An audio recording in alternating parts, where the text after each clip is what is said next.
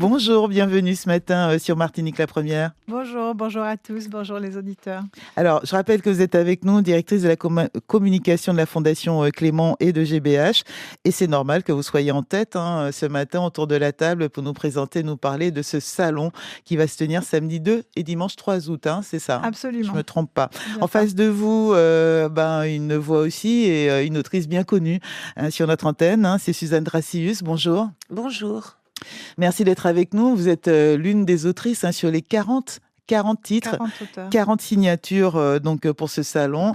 Vous êtes, vous y êtes, forcément. Oui, j'y serai. On va découvrir, on va vous entendre tout à l'heure sur les œuvres que vous pourrez présenter, que vous présenterez donc aux lecteurs et aux lectrices, mais aussi sur cette activité que j'aime à recommander tout au long de l'année, mais surtout en vacances, c'est-à-dire la lecture, et lire, et peut-être même l'écriture, parce que pendant longtemps, on avait réservé cette activité, l'écriture et même la lecture, à un certain public, à une certaine élite, voire à des personnes formées ou des personnes instruites. Et je me rends compte aujourd'hui qu'à travers les styles que je découvre, les styles de narration, qu'on peut écrire, que tout le monde peut écrire. Pas besoin d'avoir un bac+10, pas besoin d'avoir forcément son baccalauréat, pas besoin forcément d'être passé par des cours d'art et autres. Tout le monde peut écrire, les styles sont différents et on va en parler peut-être avec vous ce Absolument. matin, Claire. Alors la troisième, on la cache ou bien on la dévoile On peut la dévoiler. On la dévoile. Je vous laisse la présenter, peut-être. La troisième est bien connue chez nous. Est bien connue chez nous à plusieurs titres. Il s'agit de Marie-Josée Ali, que beaucoup connaissent par son passé évidemment de journaliste et de directrice d'antenne, mais aussi par son écriture et puis aussi sa musique. C'est une artiste complète et très engagée dans notre société. Donc nous sommes très heureuses de la voir en tant qu'autrice à ce salon et venir aussi présenter ce salon avec nous tout à l'heure. Et on l'a vu encore plus récemment, encore avec d'autres casquettes, celle dans l'événementiel également, puisqu'elle a, avec d'autres, organisé un événement autour de la poésie, autour de l'écriture par les femmes. Absolument, Avec dont elle pourra parler aussi tout à l'heure. Ses œuvres en association. Alors, ce salon, il s'appelle comment ce salon ? Écoutez, c'est le salon littéraire de la Martinique. C'est le premier salon qui est organisé sur le territoire. Comme vous l'avez dit tout à l'heure en introduction, l'objectif, c'est vraiment de démocratiser la lecture, de montrer que la lecture est accessible à tous, qu'elle n'est pas seulement réservée à certains, comme vous disiez, ceux qui ont fait des études bac+10 et autres. Et c'est donner le goût de lire, c'est donner le goût de prendre du temps, de donner le temps aussi au temps, de se donner le temps de faire pause et de découvrir l'univers d'un auteur, l'univers du livre. La lecture permet de comprendre, la lecture permet de réfléchir, elle permet de s'instruire, mais elle permet aussi de s'évader, de s'amuser. Elle donne place à l'imaginaire, à l'imagination. Et tout cela, c'est important dans cette période de fast-food intellectuel, si je peux m'exprimer ainsi, dans cette période où on est dans le pressé, dans l'éphémère, dans la rapidité. Je pense que c'est important de se pencher sur la littérature. Et qui dit littérature dit aussi écriture, comme vous le soulignez tout à l'heure. Exactement. Donc c'est très important, toutes ces dimensions. Et puis, il y a la dimension aussi de la langue française, du pouvoir des mots, du jeu, de tout ce qu'on peut faire avec le vocabulaire. Et la langue française, Suzanne, ici présente, en parlera tout à l'heure, puisque c'est vraiment une de ses caractéristiques, ce maniement de la langue qui vous emmène, qui vous englobe, qui vous emporte, et qu'elle fait de manière magnifique, sans renier du tout son identité. Ça aussi, c'est important de montrer que cette richesse, en fait, est là aussi pour nous élever et pour nous transporter. Alors c'est vrai qu'on le disait, et je peux le répéter à toutes celles et ceux qui nous écoutent ce matin, tout le monde peut lire. Tout le monde ne peut peut-être pas tout lire, mais tout le monde peut lire quasiment aujourd'hui, sauf si vous avez de grosses lacunes. Et c'est réparable ça, même si on a des lacunes là-dessus. Tout le monde peut-il écrire ? Peut-être presque oui également, Suzanne Dracius. Mais pas tout non plus, mais ne peut pas tout écrire. Mais Ce qui est important, c'est qu'en Martinique, nous avons eu très peu de salons du livre. Celui-ci, d'ailleurs, n'est pas réellement le premier. Le premier salon du livre avait eu lieu en 1989 au Marin, et j'en avais été nommée la présidente, donc parce que j'avais été hissée au podium du prix du premier roman avec L'autre qui danse. Et ensuite, il y a eu aussi un Salon du Livre qui était dans le cadre de l'hôtel de région à Cluny. Mais ça fait déjà pas mal d'années et il n'a pas été pérenne, enfin aucun des deux n'ont été pérennes, pour toutes les raisons que vous imaginez, qui sont souvent d'ordre pécuniaire, hélas. Et moyen le budget pour l'organisation. Je félicite vraiment l'association Tous Créoles et la Fondation Clément d'avoir créé ce Salon du Livre. D'ailleurs, qu'ils appellent salon littéraire. C'est joli, j'aime bien, parce que cela donne ses lettres de noblesse à la chose. Et c'est intéressant parce que, en fait, cela correspond bien à ce que nous sommes, que ce soit organisé par cette association qui se nomme Tous Créoles. En effet, moi, mon nouveau livre, il s'appelle Roman...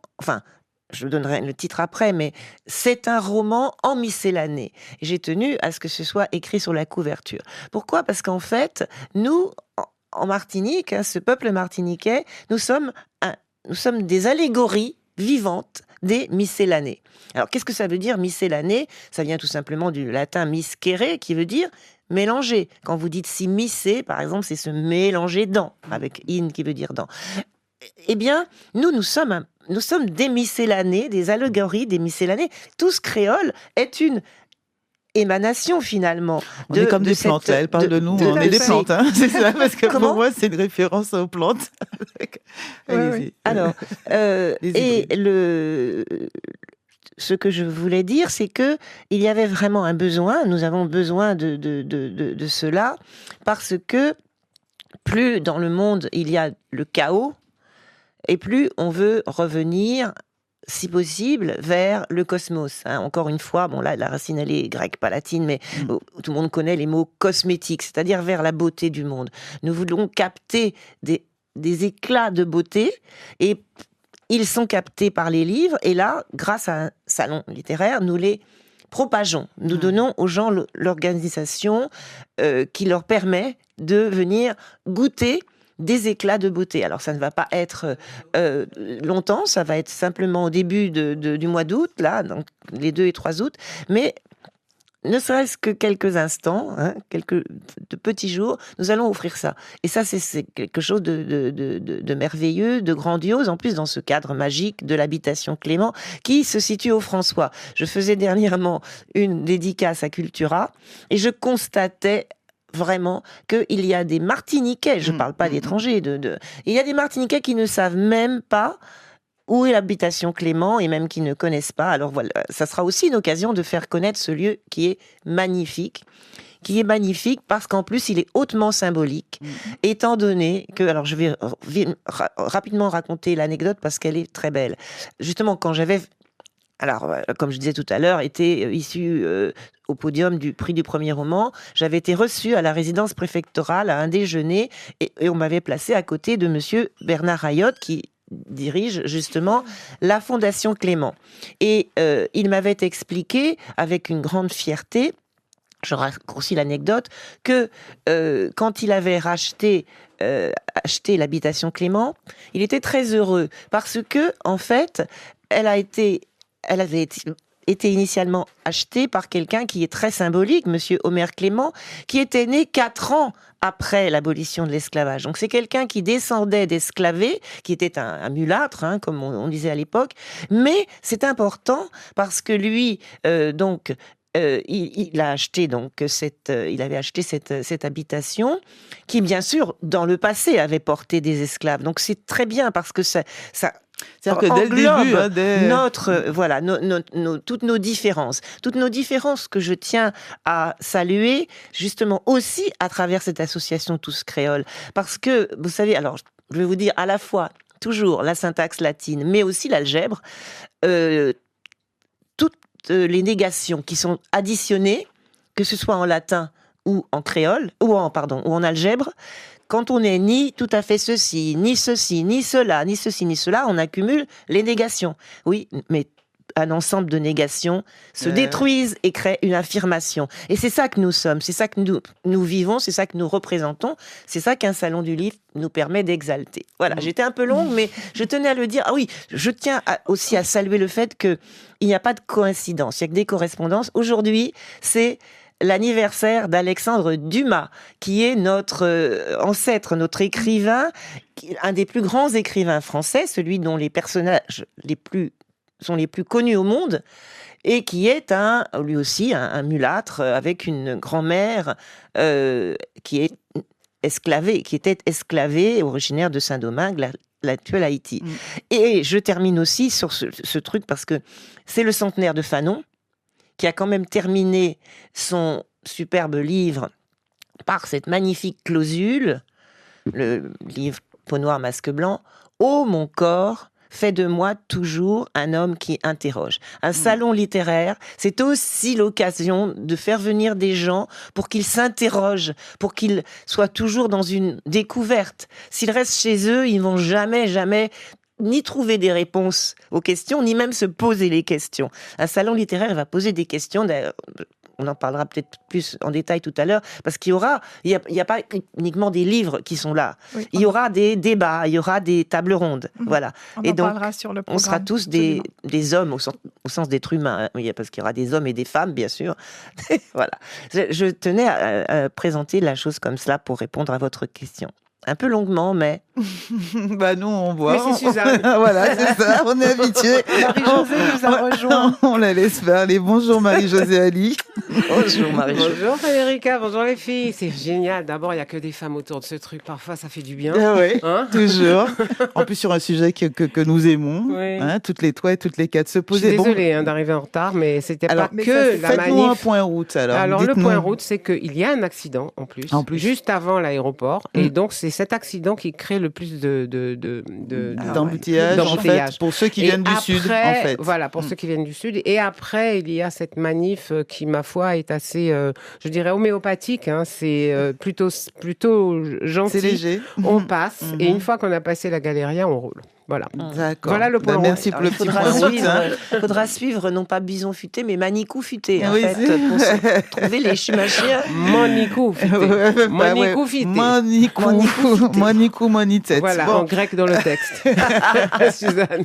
Se poser des questions, une activité que vous avez exercée pendant longtemps, des années, de manière professionnelle, mais aussi en tant qu'artiste. Mais je crois Marie-Josée Ali, et que vous continuez certainement encore à pratiquer, vous allez me dire, même au café et au réveil. Voilà, Frédérica, même au réveil, face à la mer, là, j'ai de la chance parce que quand je suis en Martinique, je suis au Diamant, dans la maison de ma famille, en face du Mont de Marché qui porte le nom de ma famille, en face du rocher, en face d'un horizon, et on regarde le ciel dans les yeux, et on n'a pas besoin de lever la tête pour accéder au firmament. Donc, c'est extraordinaire. Et donc, je continue à me poser des questions sur l'humanité, sur la place des femmes dans la société, sur le fait que l'IA est en train d'envahir notre quotidien.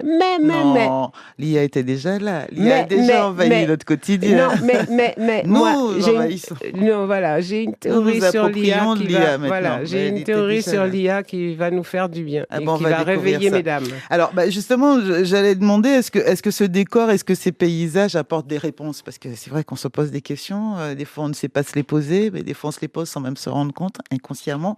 Mais est-ce qu'on trouve des réponses? Dans les livres? Dans les livres, dans le décor, le paysage qu'elle regarde le matin en se posant des questions, dans la page blanche que va couvrir Suzanne, peu importe. Je pense que on nous a souvent dit que les questions étaient plus importantes, mais moi je sens que l'homme, on aime bien, comme on dit, on croit quand on a vu, voir pourquoi. Donc quand on a les réponses, on commence à être conscient, et quand on n'en a pas, c'est ça. Non, mais je crois que en fait, tout ça, il n'y a pas de décor en fait.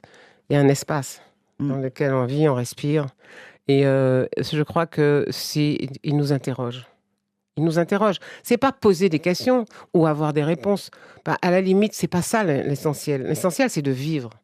Et vivre, ça veut dire être en interrogation permanente, parce qu'on n'aura jamais toutes les réponses. Et puis, qui peut avoir les réponses aujourd'hui? Vous avez vu le nombre de réponses qu'il y a? C'était pas la question. C'était quelles sont les réponses que vous trouvez, ou quelles sont les réponses que vous souhaitez partager, quelles sont les trouvailles que je ne cherche pas forcément de réponse, en fait.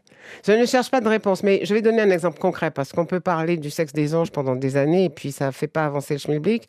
Je vais vous donner un exemple très simple. Te donner, Frédéric, excuse-moi. Tu peux me tutoyer, même si moi j'essaye de faire le vous. Arrête, parce que c'est pas la vérité, c'est pas la vraie vie. Moi, j'aime la vraie vie. Quand le paysage que je connais, celui en face de moi, tous les matins, et puis le soir aussi, parce que je vois passer les voitures, il y a Sainte-Lucie. Quand on vit tous les jours avec ce vis-à-vis, et que je ne sais même pas ce qui se passe à Sainte-Lucie, je sais très peu ce qui se passe à Sainte-Lucie, il y a quelque chose de tordu dans mon cerveau. Pourquoi? Je ne sais pas. Et c'est ça la question. La vraie question, c'est, je l'oriente vers quelque chose de concret. Comment on peut vivre sans savoir ce qui se passe là, juste à un jet de regard de nous, où il y a une vie, où il y a... Et comment on peut... à partir de ce moment-là, on peut dérouler le fil de toutes nos interrogations et puis peut-être arriver non pas à des réponses, mais à un chemin. Ouais, c'est ça, j'ai la prétention du chemin, j'ai pas la prétention de la réponse. Claire, je laisse réagir. Suzanne, je laisse réagir. Écoutez, compléter, l'interroger aussi, parce qu'apparemment... Le décor, l'espace, c'est sûr que c'est source d'interrogation.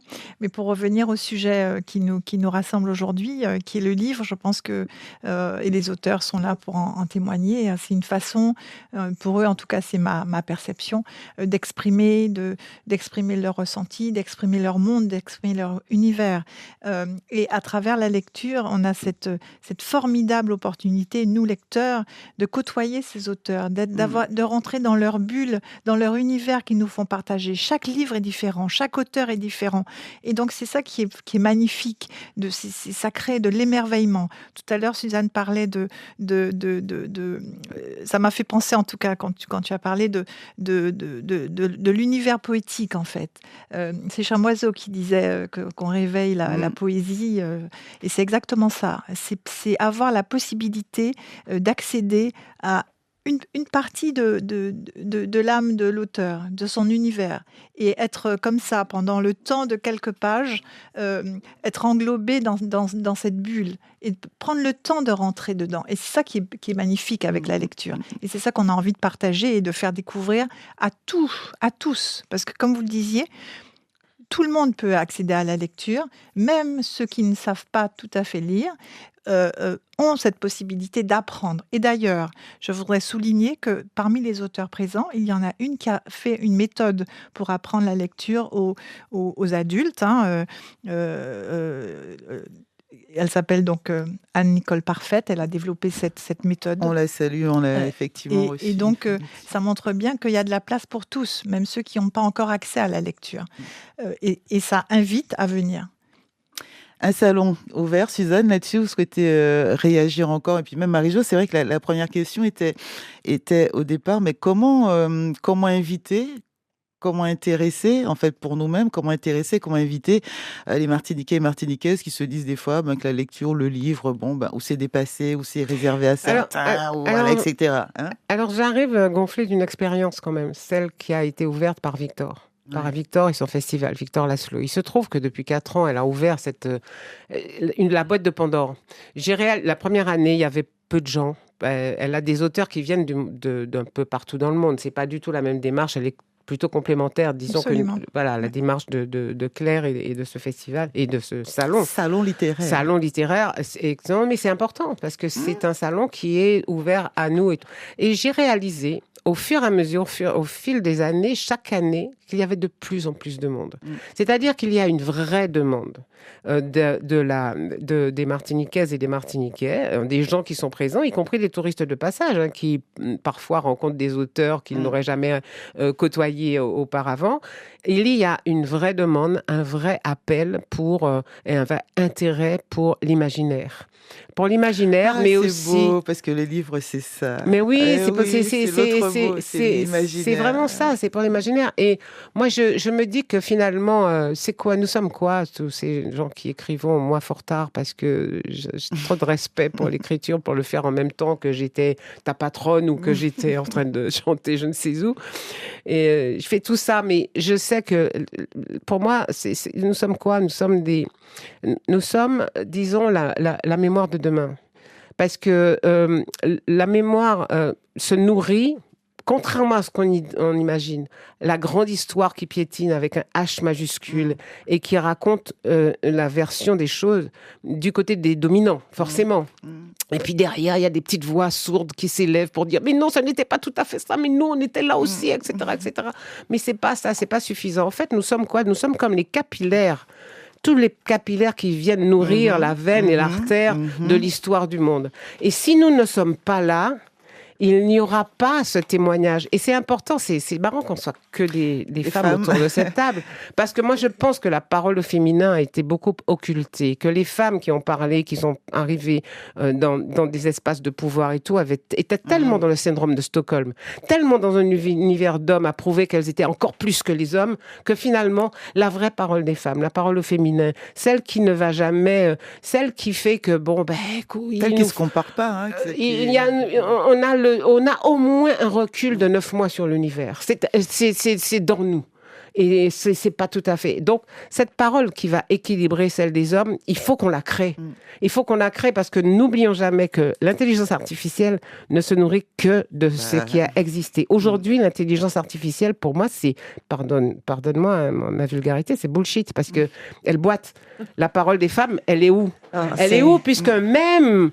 Alors, des choses fondatrices, hein, comme les religions, même la Vierge Marie, même Marie-Madeleine, elles ont dit quoi? Elles ont dit quoi? Même quand tu n'es pas pratiquant ou religieux et tout, tu es quand même concerné, je dirais, culturellement par des religions. Elles existent dans les 3 religions monothéistes. Ces femmes-là, elles n'ont pas dit un mot. Elles n'ont pas dit un mot à part mon fils, ils ont faim. Non, enfin, franchement, faut pas déconner. Moi, en fait, bon, ça fait partie des choses. Et je fais un bouquin là qui redonne la parole à Marie-Madeleine et à la Vierge Marie. Je vais avoir 12 fatwas sur le dos, mais c'est pas grave. Mais en fait, je pense que c'est ça qui est important. Et ce salon, il est indispensable. Parce que c'est notre cri au monde, le cri de la Martinique au monde. On n'écrit pas pour rester à l'intérieur de son clocher, on écrit pour s'adresser à l'océan, à l'univers, à ceux qui sont de l'autre côté de la Terre. Donc, il est important que ce salon existe. Suzanne Dracius. En fait, l'intelligence artificielle, c'est peut-être la connerie naturelle, de toute manière. Et alors...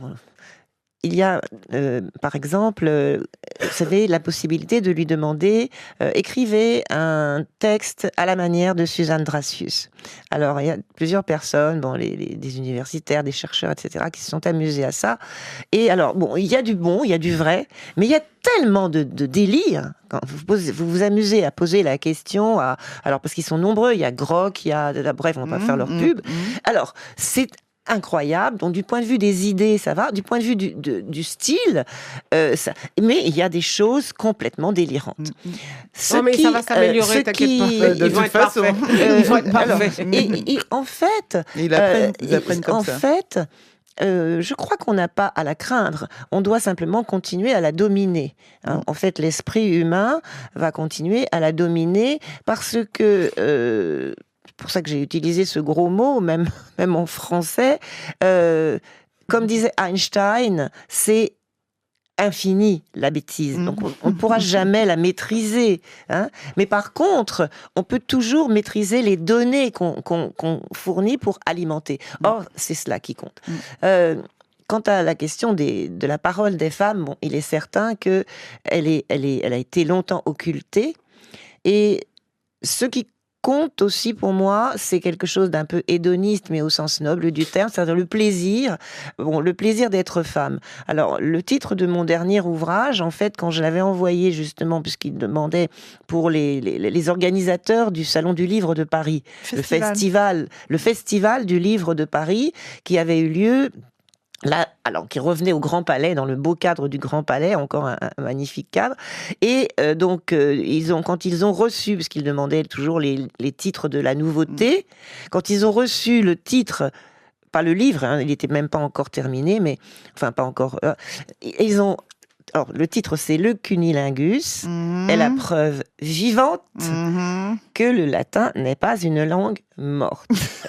Et quand ils ont reçu... Elle a un texte... Attends, excuse-moi, oui, je vais t'interrompre. Non, je vais continuer. Qui est tellement génial que tu te mords de rire, que tu passes sous la table et que c'est extraordinaire. Il est où Il est dans ce livre. Il est dans ce livre parce que quand je l'ai donné dans une conférence il y a déjà pas mal d'années et que Marie-Jo l'a entendu et que nous l'avons mis d'ailleurs dans le procès que nous avons fait, le procès fictif répondant à la question « Les femmes qui écrivent sont-elles dangereuses ?»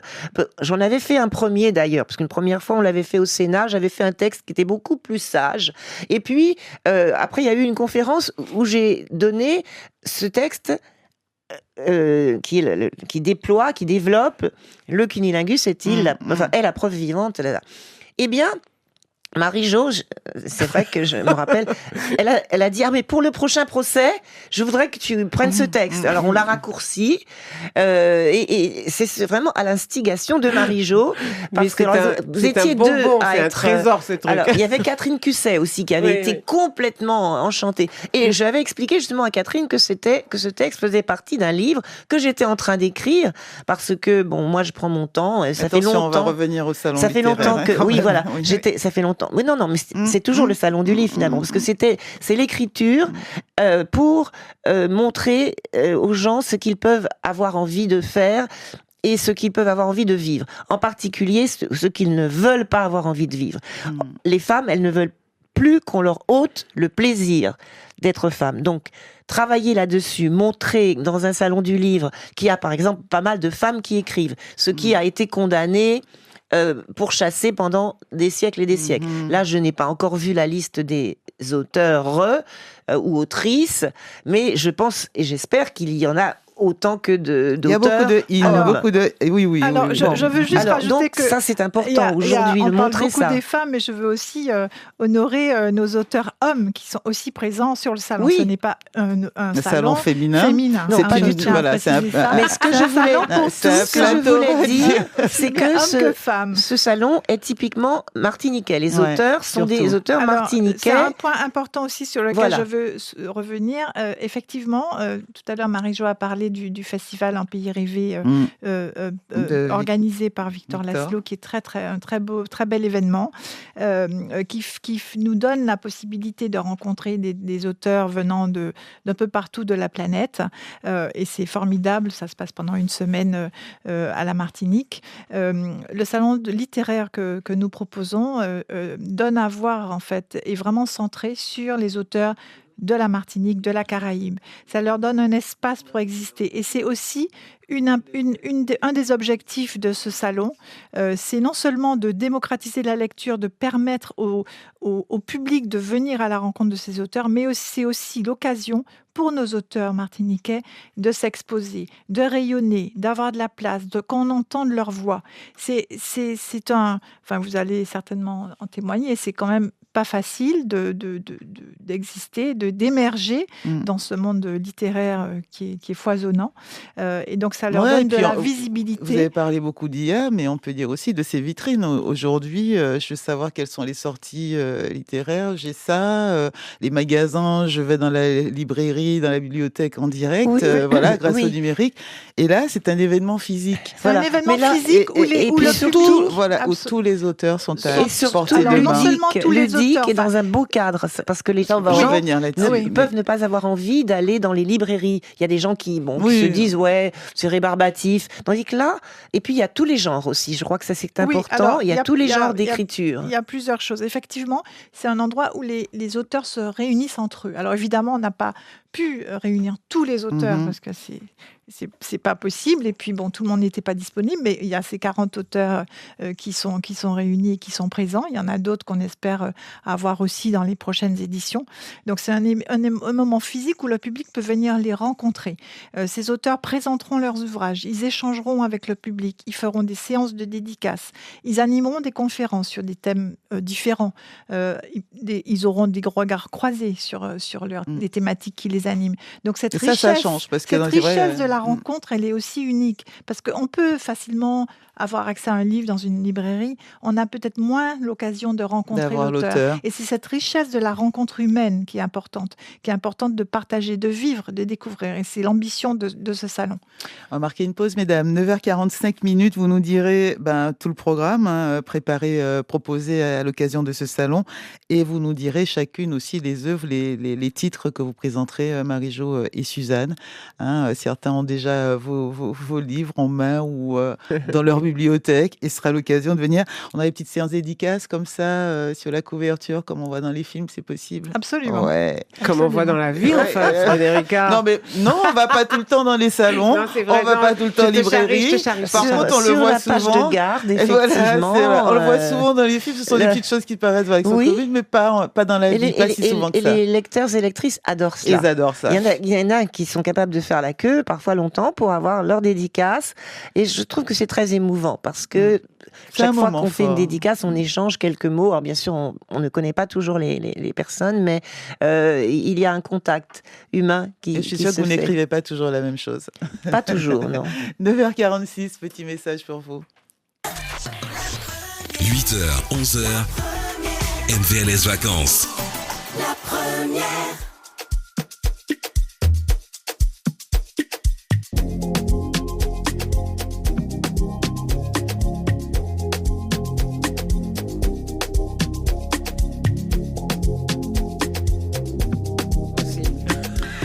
Il est 9h47 minutes, ça bavarde dans le studio. Pas trop, au contraire, j'aurais adoré vous garder, vous avoir plus souvent d'ailleurs. Mais bon, il n'y a pas de salon littéraire tout le temps. On viendra faire le bilan, on la pourra clôture. Recevoir, au moins les auteurs. Vous n'avez cessé de nous dire qu'il n'y aura pas que des livres, il y aura aussi autre chose. Séance de dédicace, bien sûr, j'imagine. Quoi d'autre? Il y aura aussi des conférences. Alors, qui vont des se conférences, dérouler, lesquelles? Quoi? sur quoi? Alors, qui vont se dérouler tout au long des 2 jours. Alors, je vous donne quelques titres parce qu'il y en a plusieurs. Il y en a beaucoup. Redécouvrir nos personnalités oubliées, par exemple, avec André Berton et Raphaël Nicole. Qui sont les auteurs qui seront présents sur le salon. Il y aura aussi, par exemple, écrire pour être libre, lire pour s'émanciper, avec Michel Maillet et Nicole Anne Parfaite, dont on parlait tout à l'heure. Par exemple, encore de la difficulté d'être une femme, avec Suzanne, ici présente, et Catherine Marceline. Transmettre notre histoire, avec Arlette Pujard et Christine Lozère, etc., etc. Il y en a beaucoup. Donc, ce sont des conférences de 15, 20, 30 minutes, 1 heure, avec un programme horaire bien précis, un planning 30 horaire. minutes après ce qui m'a été annoncé. Voilà, 30 minutes à 10h30. La première, c'est 10h30, ensuite 11h30, et l'après-midi, 15h30 et 16h30. Ceci sur les 2 jours. Ceci sur les 2 jours. Et puis, en fonction du temps, en fonction aussi de la disponibilité des auteurs, parce qu'ils seront là pour rencontrer leur public et faire justement des dédicaces, avoir des échanges personnalisés avec chacun. On pourra ensuite aussi monter d'autres échanges comme ça avec les auteurs. Alors, Marie-Josée Ali vient avec combien de livres, combien de couvertures, combien de titres sur ce salon littéraire? Je crois qu'il y en a 3-4. Enfin, c'est l'occasion pour nos auditeurs aussi de découvrir. Il y en a qui il y a le Convoi qui a été le premier qui a eu le prix Ivoire. Il y a Une semaine et un jour qui est venu après. Et puis, il y a eu une interruption. Moi, j'étais partie sur un livre qui s'appelait Ponguédon. Et puis, il y a eu le Covid. Et pendant le Covid, j'ai fait le Césaire. Et après le Césaire, j'ai fait le Palais Poutanne. Et je le dis pourquoi? Parce que hier soir, exactement à 18h03, j'ai écrit le mot fin sur Ponguédon. Je viens de terminer un roman. J'ai fait la fête, j'ai dansé. Ouais, voilà, vous avez la primeur. C'est trop génial. Et c'était, c'est vraiment jouissif. Bon, après, la partie la moins intéressante du boulot commence, c'est-à-dire que c'est intéressant quand même de travailler avec l'éditeur pour pouvoir faire les corrections et tout ça. Mais le gros est fait et voilà.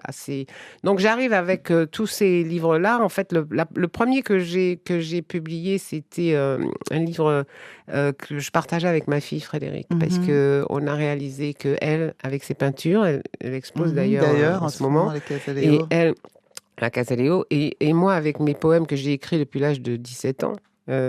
On avait les mêmes questionnements, les mêmes préoccupations. Donc, on a mis tout ça ensemble et on a fait ce qu'on a un bouquin qui s'appelle Elle et elle entre chienne et loup. Je crois qu'il n'existe quasiment plus. C'est un petit bouquin qu'on peut emmener avec soi. Il y a ses peintures, il y a mes trucs. Et j'ai commencé comme ça, sur la pointe des pieds, en disant, de toute façon, je peux pas entrer en littérature. C'est un espace qui est trop magnifique, qui a besoin d'outils très performant, je suis pas à la hauteur. Mais là, et tout. c'était un livre d'artiste, en fait. Voilà. Tu commençais par un livre tout doucement. d'artiste. Et puis après, je me suis dit, mais pourquoi je suis en train de m'empêcher? En fait, ce qui m'empêche, c'est pour moi. ça, et c'est important. Ce qui m'empêche, c'est moi.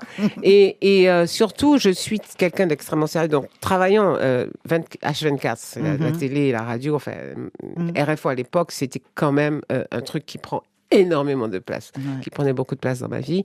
Et je me suis dit, je peux pas manquer de respect aussi bien à ma profession de journaliste que à la profession d'autrice ou d'auteur. Je préfère auteur.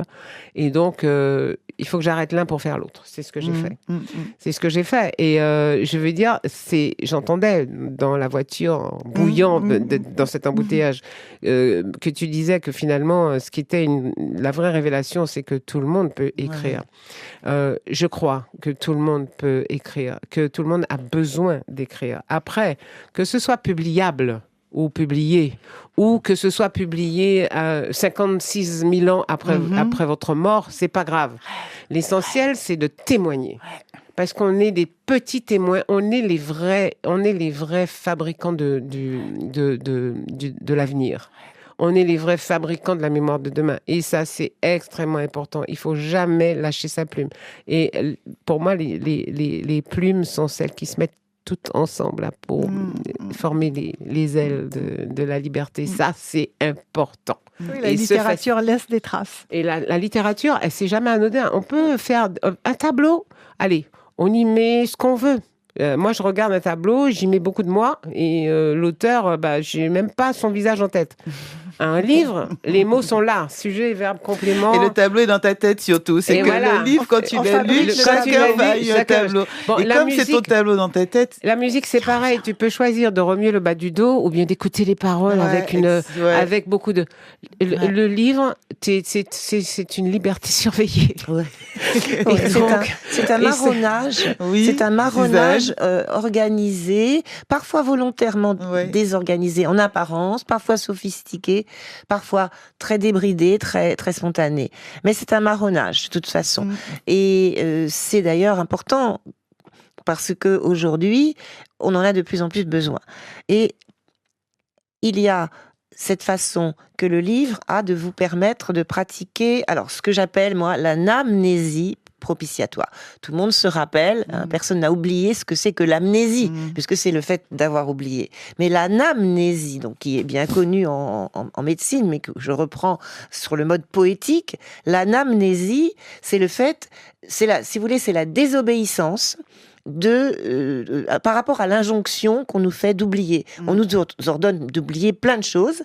Et ben, en anamnésie, tu décides de te rappeler des choses et puis de les offrir aux autres, en fait, parce que ça ne t'appartient pas. Et d'autre part, je mets l'adjectif propitiatoire parce que ça vous rend les choses propices, en fait. Ça rend les choses favorables. Je vous disais qu'elle allait nous apprendre du vocabulaire. Oui, mais c'est bien. D'ailleurs, c'est ce que je pratique. D'ailleurs, encore une fois en latin, ça s'appelle docere ludendo. Vous connaissez tous le mot ludique, c'est-à-dire. Et puis docere, la famille de docteur, c'est-à-dire enseigner. Que Suzanne est professeure de lettres. Eh ben, je ne cesse pas de l'être. Grec et latin. Voilà, enseigner, mais apprendre des choses tout en amusant. Parce que la lecture, c'est aussi un divertissement. Et encore une fois, un divertissement au sens étymologique. Et encore, bon, se détourner de... Pascal avait utilisé bien cette image du divertissement. C'est-à-dire qu'il y a tellement de choses qui vous happent qu'on doit s'en détourner. La lecture est vraiment une manière de s'en détourner. C'est un Alors, divertissement l'écriture intelligent. aussi, mais là, on entre dans un autre domaine parce que la démarche d'écriture est tout à fait différente. Mais en tout cas, la démarche de lecture, tout le monde peut se l'offrir. Et même quand on croit qu'on n'aime pas lire. Bon, alors justement, pour répondre à la question aussi sur les livres de moi qui seront présentés, Ouais. alors bon, je ne sais pas si la FNAC ce sera, parce que c'est la FNAC qui s'occupe de la librairie, je ne sais pas si elle se sera procuré mon premier roman dont je parlais tout à l'heure, celui qui m'a hissé au podium du prix du premier roman, qui est vieux, mais qui est réédité en poche. Donc ils peuvent le faire venir, l'autre qui danse, ils l'ont peut-être fait venir.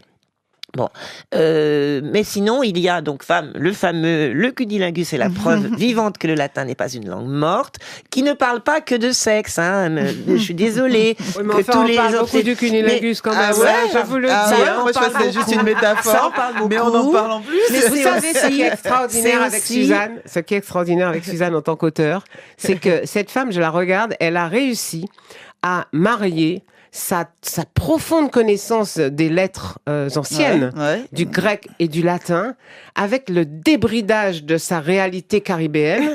Et ce n'est pas un grand écart où elle a tout machin à l'air, c'est pas ça du tout, c'est un zone d'olage de bas de sa gazette qui fait qu'elle va de l'un à l'autre et qu'elle est Exactement. totalement caribéenne. Et là, Absolument. pour ça, je lui dis bravo. C'est ce que je soulignais tout à l'heure. Elle a une façon de manier la langue française formidable, où elle fait rentrer le créole d'ailleurs. Et la dans cette langue, martiniquaise et se elle retrouve appelle dans très à son l'aise. ouvrage la langue Molière de Sauchien. La langue La de Molière sauce chien. Ouais. Ça, c'est Et c'est ce qu'on fait un peu tous. Hein. Et Bah en oui. fait, en poésie, alors parce que 30 l'autre secondes, ouvrage on qui va être referme, 30 présenté, c'est une anthologie poétique, mais cette année, parce que j'en ai déjà dirigé plein des anthologies poétiques, cette année, j'ai eu l'honneur et le bonheur que ce soit en partenariat officiel avec le Printemps des Poètes, qui est cette grande manifestation du ministère de la Culture, etc. Donc, le titre, c'est Volcanique. Alors, volcanique au pluriel, puisque le thème de cette année, c'était volcanique. La poésie volcanique, donc là, on sera nombreux. Voilà, Alors, c'est je le deuxième rebondis- ouvrage je rebondis, qui sera présenté. Suzanne, je rebondis pour dire aux auditeurs que tous les styles littéraires seront présentés, les romans, les essais, Je voulais dire un les mot sur livres les livres jeunesse. Absolument, Voilà, je garde voulais dire 30 que secondes pour ça. c'est aussi un appel aux jeunes, aux enfants de venir. Il y a des livres jeunesse qui sont présentés. La littérature s'adresse aussi aux jeunes. Et un dernier mot aussi sur la Fondation Clément. Tout à l'heure, Suzanne, tu disais qu'il y avait des gens qui ne connaissaient pas l'habitation Clément. J'invite le public à venir. C'est gratuit, c'est ouvert à tous. Et la Fondation Clément est vraiment un lieu qui a pour objectif vraiment de démocratiser la culture. Et les arts, Vous en savez, tout cas, avec voilà, les avec artistes les- qui sont présentés au sein de la Fondation Clément, aura aujourd'hui, l'occasion- ça sera la littérature. On aura l'occasion d'en reparler certainement. Mesdames, je vous libère ou je me libère de vous. Oui, c'est ça. J'allais te dire, chasse-nous. On essaiera de faire des petits coucous Et le aux salon va auteurs nous libérer. pendant- Les livres, On essaiera de faire des petits coucous à vos auteurs Les présents livres au salon libèrent. la semaine prochaine. Allez, Très bien. merci mesdames d'être venues. Merci, Bon salon. merci. Elle est Merci épuisée. à Elle vous. est épuisée. merci à vous. La